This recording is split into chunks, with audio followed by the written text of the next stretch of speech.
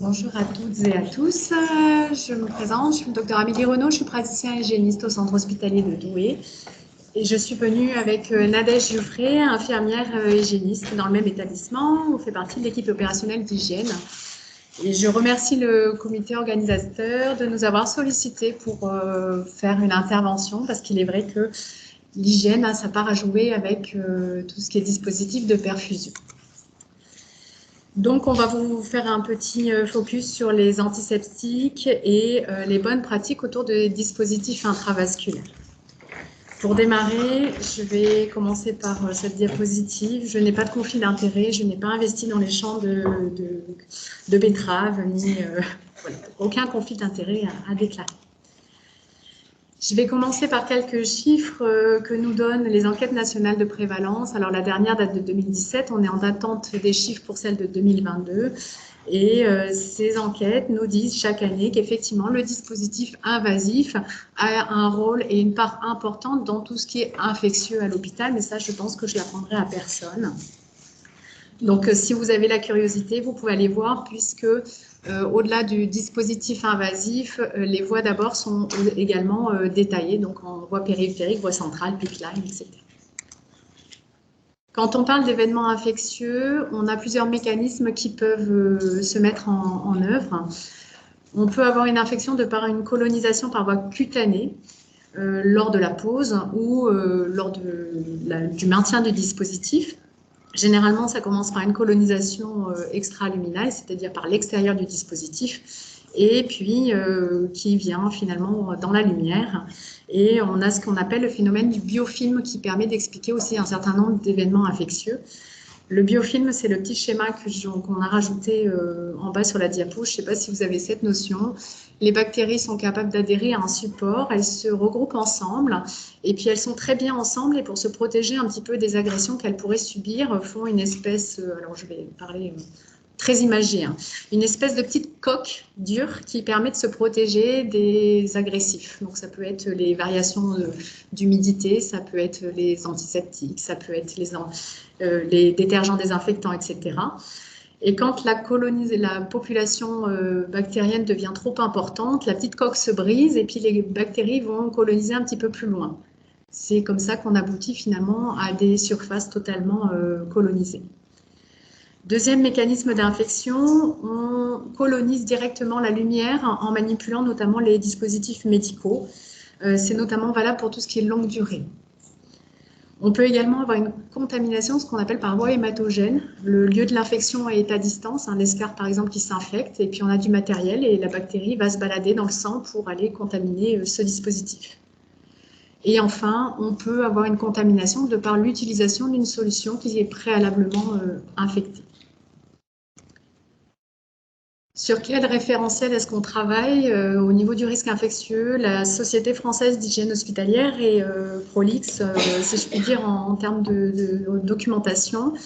Donc, on a ces dernières années beaucoup de référentiels sur les chambres implantables, sur les cathéters veineux périphériques, sur les antiseptiques adultes, sur les antiseptiques enfants, sur les peaux saines, etc. Le dernier avis date d'ailleurs de cette année, ça concerne spécifiquement la néonatologie et l'antisepsie en néonate.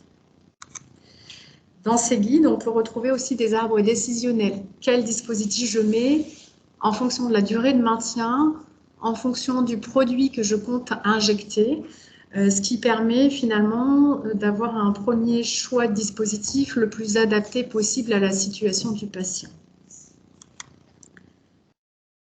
Donc la question, un dispositif médical, il est sûr, puisqu'on a une matériovigilance qui nous dit qu'a priori, on n'a pas de signaux. Il est bien choisi par rapport au cas du patient, par rapport au produit qu'on souhaite injecter, mais est-ce que ça suffit? Alors non, ça passe par beaucoup de choses, et là, je vais laisser un peu ma collègue. Donc effectivement, ça ne suffit pas. Il faut également, nous, on parle des prérequis. Donc, qu'est-ce qu'on entend par les prérequis? Eh bien, c'est d'abord avoir sa tenue propre, manches courtes, et bien sûr, le zéro bijou, mains et poignets, pas de vernis, pas de faux ongles, et les ongles courts. Ensuite, l'hygiène des mains. Alors, vous allez dire qu'on radote un petit peu. C'est vrai qu'en hygiène, on a tendance à radoter, on répète souvent la même chose, mais il faut toujours qu'on répète. Donc, par rapport à l'hygiène des mains, on a nos 5 indications qui sont données par l'Organisation mondiale de la santé qui rappellent à nos soignants quand est-ce qu'ils doivent se faire une hygiène des mains. Donc, avant le contact avec le patient, avant un geste aseptique, après contact avec le patient, après contact avec l'environnement, et si on a eu un risque d'exposition à un liquide biologique. Donc, les opportunités, nous, ce qui est vraiment recommandé au niveau de l'hôpital, vous le savez, c'est vraiment l'utilisation de la solution hydroalcoolique. Le lavage simple des mains, on doit y revenir uniquement si on a nos mains qui sont souillées visiblement. Oui. Et pour tout ce qui est manipulation de stérile, on passe à la désinfection chirurgicale, donc le lavage au savon doux suivi de la friction hydroalcoolique. Alors, vous avez les différentes techniques. Donc, tout en haut, vous avez la friction hydroalcoolique, donc, qui rappelle donc, les 7 étapes en un minimum de 30 secondes. Les étapes, peu importe le sens, le tout, c'est de bien les respecter. Ensuite, vous avez le lavage simple des mains avec le savon doux. Les petites astuces pour le lavage simple des mains, ça semble anodin, mais bien se mouiller les mains avant de mettre son savon. Ne mettre qu'une seule dose de savon, ça ne sert à rien d'appuyer plusieurs fois pour dire que ça mousse. Ça ne sert à rien. Et surtout, bien rincer. Et du coup, ensuite, on passe à la désinfection chirurgicale, où là, on va associer les deux techniques. Pour la friction, la petite différence, c'est que pour la première étape, ça va durer 45 secondes et on va aller jusqu'au coude inclus. Et la deuxième étape, on va aller jusqu'aux manchettes. Alors, quand est-ce qu'on se fait une hygiène des mains avant de poser un cathéter? Il y a 2 hygiènes des mains qui sont indispensables avant la pose. Ça va être au moment juste avant l'antisepsie cutanée que nous allons faire et ensuite juste avant de porter les gants, juste avant de piquer. Les petites erreurs qui sont souvent faites par les soignants, c'est que soit les gants sont mis trop tôt, malheureusement, et bien souvent, après avoir fait l'antisepsie, on retouche pour bien palper la veine parce qu'on n'est pas sûr, en tout cas au niveau périphérique. Les gants, j'en parlais, on le porte effectivement un peu trop, le bon usage des gants. Alors au niveau du centre hospitalier, avec la pharmacie, il y a une affiche de bon usage de quand est-ce qu'on met des gants et pour quelle indication. Donc, il y a les contacts sur peau saine où là, nous ne devons pas porter de gants jusqu'aux gants stériles ou gants nitriles, lesquels utiliser.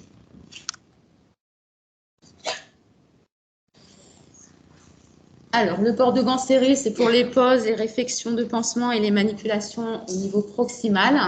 Pour les voies centrales, pour les midlines avec prolongateur intégré.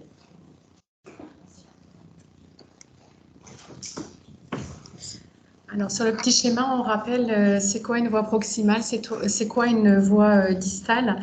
Quand on manipule au niveau de son prolongateur intégré, on est en proximal. Si on rajoute une rampe de robinet et qu'on manipule au niveau des robinets, on passe en distal. Si on rajoute un prolongateur sur ce prolongateur intégré, tout dépend de ce que devient ce prolongateur rajouté. Soit il reste en place et à ce moment-là, le bout de ce prolongateur devient le proximal, soit il est amené à être changé en même temps que la voie principale et à ce moment-là, il devient une voie distale. Donc ça, c'est des notions qui ne sont pas forcément claires pour les soignants. Et c'est vrai qu'ils ont parfois la confusion quand on manipule la voie, est-ce que je suis en proximal ou en distal? Et les mesures d'hygiène associées ne sont pas forcément similaires. Alors ensuite, la tenue du professionnel et du patient est également très importante pour éviter le risque infectieux. Donc vous voyez, pour la pose, au niveau de la tenue, donc pour l'aide, il doit avoir sa tenue propre et également il va avoir son masque chirurgical. On a actuellement un masque chirurgical, on n'a pas trop de problème parce que nous on le porte encore en continu. Au niveau de l'opérateur, donc il a également une tenue, une tenue chirurgicale avec la coiffe et le masque chirurgical. Pour le patient, une tenue propre avec sa coiffe et le masque chirurgical également. Si le patient ne souhaite pas porter un masque, ça peut arriver, on demande toujours qu'il tourne la tête du côté opposé. Pour tout ce qui est manipulation, donc pour les manipulations proximales, pour le personnel, on va avoir la tenue professionnelle propres, le masque chirurgical et les gants stériles. Pour le patient, le masque chirurgical ou à défaut la tête tournée, comme je disais. Et pour les manipulations distales, le personnel portera sa tenue professionnelle propre et des gants non stériles s'il y a un risque d'exposition à un liquide biologique.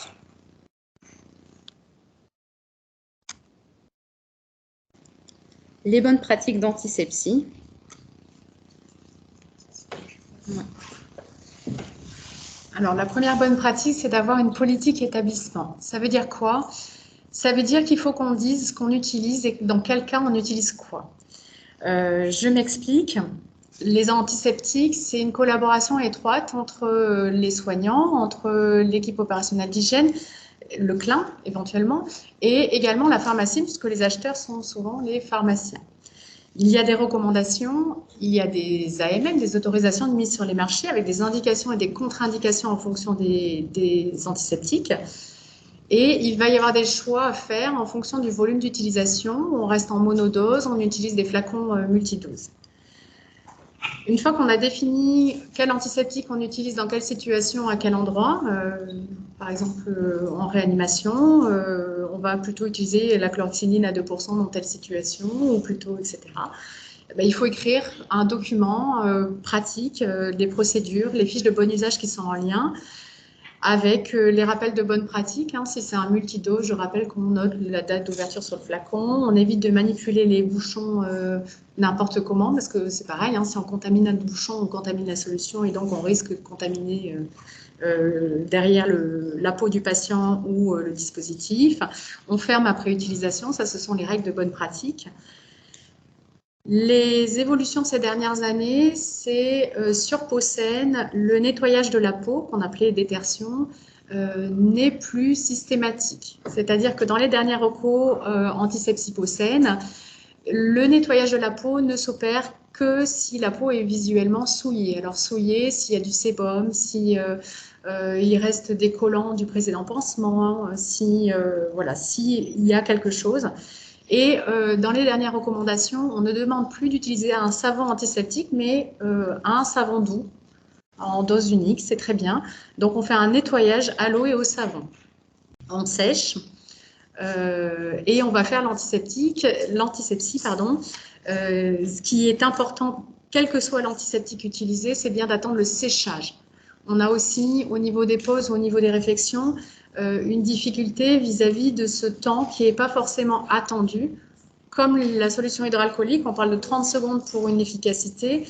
L'antiseptique a un temps d'action, un délai d'action qu'il faut respecter pour qu'on soit certain finalement d'être arrivé au maximum des capacités de l'antiseptique.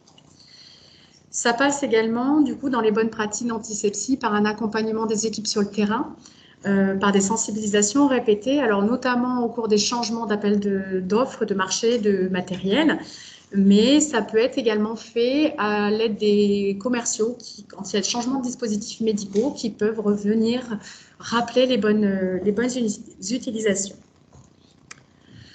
En termes d'antiseptiques majeurs, aujourd'hui, globalement, on distingue les catégories en fonction si vous êtes sur peau saine, si vous êtes sur une peau lésée ou une muqueuse. Vous avez des particularités chez l'enfant de 30 mois.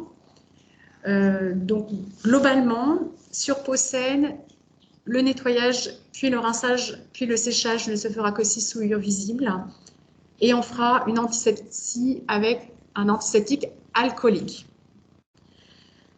Si jamais on a un dispositif intravasculaire, les recommandations nous demandent d'utiliser de manière privilégiée la chlorhexidine à 2% et pas celle à 0,5%. Si on est sur une peau lésée, ce qui a priori en dispositif médical est quand même moins fréquent, on passe, donc on a un nettoyage de la peau qui reste systématique dans ce cadre-là, et on utilisera un antiseptique aqueux. Sur une muqueuse, de la même manière, on fera un nettoyage de la peau auparavant, puis un antiseptique aqueux. La différence est que la chlorhexidine est contre-indiquée sur les muqueuses. Donc là, vous êtes sur l'antiseptique chloré, le Daquin par exemple. Particularité de l'enfant de moins de 30 mois, on reste sur un nettoyage de la peau en systématique, même sur peau saine. L'antisepsie peut être utilisée, soit utiliser la biseptine, moins de 30 mois, soit le Daquin, en antiseptique chloré. La biseptine peut être utilisée aussi pour la détertion, puisque dans l'AMM, il est prévu par le fabricant de pouvoir faire une détertion avec la biseptine. En cas de plaie chronique, normalement, on n'utilise pas d'antiseptique, uniquement sur prescription médicale de fait. Et aujourd'hui, sur tout ce qui est dispositif médical, on devrait utiliser l'alcool modifié, l'alcool à 70 degrés. Auparavant, on était plus sur un antiseptique alcoolique et des matériaux vigilance ont fait remonter des difficultés, notamment par exemple avec la povidone iodée, des problématiques de bouchons collés en fait au dispositif qu'on n'arrivait pas à récupérer. Donc on passe maintenant sur uniquement l'alcool à 70.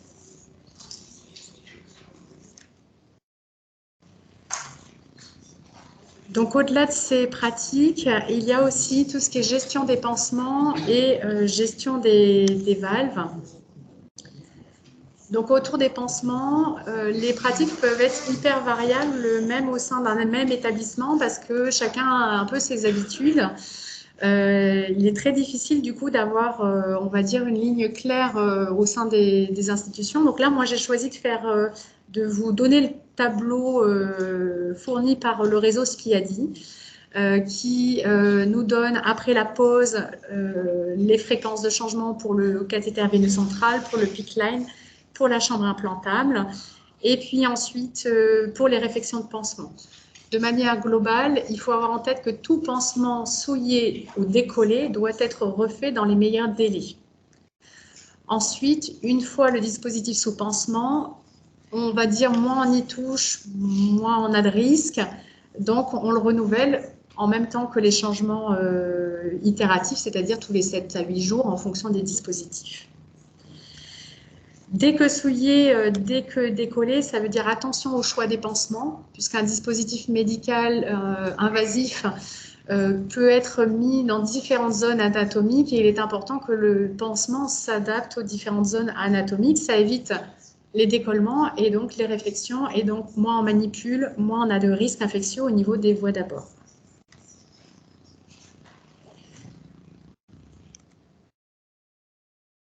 Autour des valves bidirectionnelles, là aussi, ces dernières années, on les a vues arriver. C'est une énorme évolution puisque ça nous permet d'avoir des voies veineuses en système clos. Donc ça, c'est très bénéfique pour limiter les risques infectieux. Néanmoins, leur manipulation peut entraîner un sur-risque infectieux, en l'occurrence. Au moment des branchements et débranchements, il va falloir s'assurer que la valve soit désinfectée à l'aide d'une compresse stérile imbibée d'antiseptique et alcoolique, de préférence alcool modifié, et il va falloir frotter pendant 15 secondes. Je dis bien frotter, c'est-à-dire c'est pas parce qu'on met de l'antiseptique dessus que c'est bon, c'est désinfecté. Non, il faut vraiment avoir cette action mécanique pendant 15 secondes. Ensuite, ce sont des valves, il y a des petits recoins. Donc, ça nécessite un rinçage dit pulsé. Pulsé, ça veut dire quoi? Ça veut dire qu'on va mettre un volume sur plusieurs à-coups de manière à pouvoir vraiment décoller les éléments, les résidus qui seraient dedans. On dit que ces rinçages doivent se faire après perfusion entre 2 médicaments. Ça évite les interactions médicamenteuses éventuelles et à la fin de chaque injection. En termes de produits, généralement, on est sur du NaCl à 0,9%, du sérum salé isotonique. En termes de volume, on dit qu'il faut au minimum 10 ml et on passe à 20 ml si vous avez un produit sanguin ou visqueux. C'est vraiment important d'accompagner les équipes par rapport quand à chaque fois que vous faites des changements de produits, de matériel, parce que les anciennes infirmières n'ont pas forcément connu au départ les valves bidirectionnelles, les rinçages pulsés. Donc pour les voies centrales, c'était connu, pour les voies périphériques, un peu moins. Donc c'est vraiment toujours important de répéter les choses et d'accompagner les équipes, parce qu'elles ne sont pas forcément au courant de tout ça. Voilà. Petit aparté aussi, des notions qui ne sont pas forcément connues de la part des équipes soignantes. Cette notion de c'est une valve à pression positive, c'est une valve à pression neutre. Je clampe ou je clampe pas. Voilà, donc ça, ce sont des choses par rapport au matériel qui est en place dans l'établissement, aussi à rappeler au cours des formations et des sensibilisations.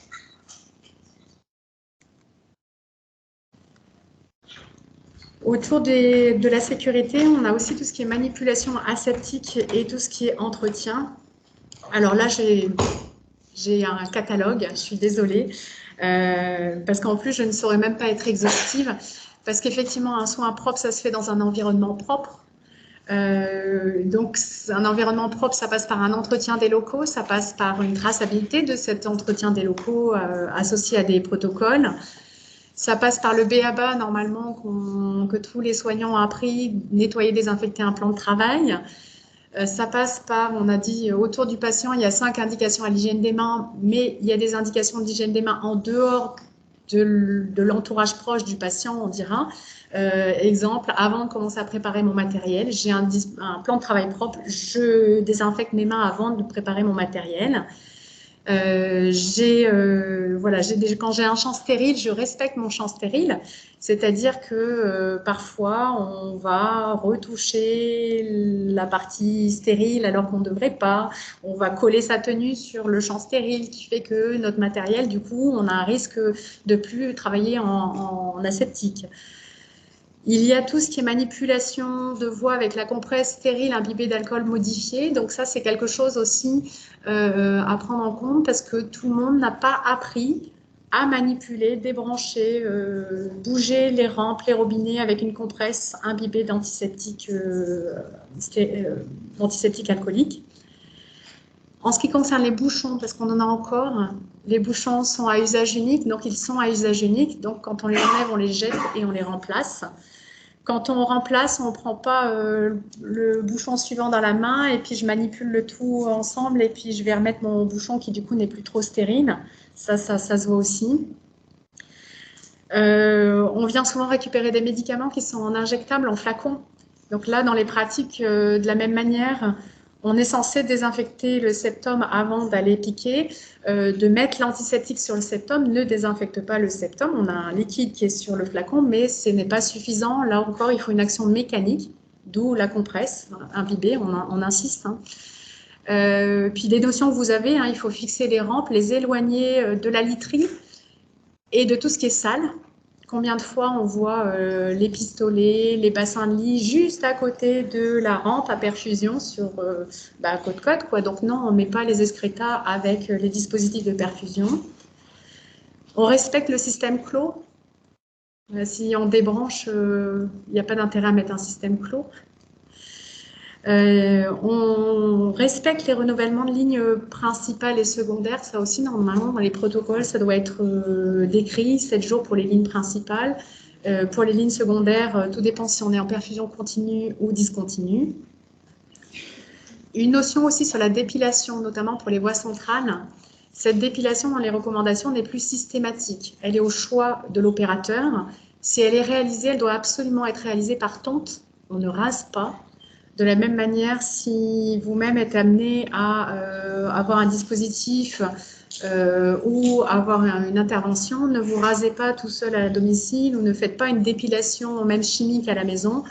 La technique la plus à même de prévenir le risque infectieux reste la tonte. Il y a tout ce qui est bonne pratique autour de l'éco-guidage, c'est à la mode aussi. On utilise des gels qui normalement sont stériles. Il y a des couvre-sondes qui sont normalement adaptés avec des marquages CE, etc., etc. Bref, il y a tellement de choses qui peuvent concourir au risque infection en lien avec ces dispositifs invasifs qu'il nous faudrait peut-être un peu plus de temps pour pouvoir tout détailler. Donc, on a essayé d'être assez synthétique.